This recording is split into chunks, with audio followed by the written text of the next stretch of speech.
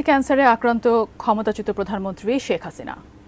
এমত অবস্থায় তার নেই কোনো রাজনৈতিক আকাঙ্ক্ষা। যতদিন বেঁচে থাকবেন রাজনীতি ছেড়ে পরকালের পাথেয় জোগাড় করতে চান তিনি।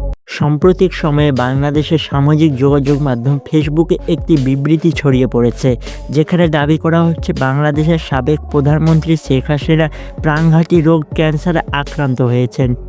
তিনি রাজনীতি থেকে সরে গিয়ে পরকালের পথে আগ্রহ হতে চান। এছাড়া বিবৃতির ছবিটিতে ভারতের জাতীয় প্রতীক হিন্দি এবং বাংলার সংমিশ্রণ রয়েছে এবং শেখ হাসিনার নাম হিন্দি এবং ইংরেজিতে লেখা রয়েছে, যা আগে কখনো কোনো বিবৃতিতে দেখা যায়নি।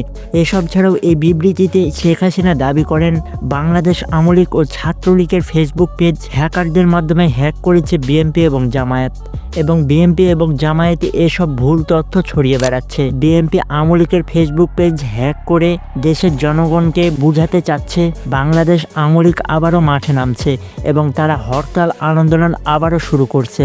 এসব উদ্ভট দাবি করা হয়েছে এই বিবৃতিতে, কিন্তু আসলে আওয়ামী লীগের কোনো ফেসবুক পেজ হ্যাক হয়নি। অনেকে বলছেন এই বিবৃতিটি কি আসলেই সত্য, এটি কি শেখ হাসিনাই বলেছেন, তা নিয়ে অনেক সন্দেহান রয়েছে।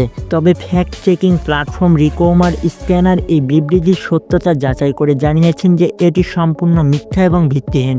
শেখ হাসিনা এমন কোনো বিবৃতিই দেয়নি। সুতরাং বলা যায় শেখ হাসিনা ক্যান্সার আক্রান্ত হওয়ার খবরটি সম্পূর্ণ গুজব, এবং এসব মিথ্যা তথ্য প্রচার থেকে বিরত থাকার জন্য সকলকে অনুরোধ করা যাচ্ছে।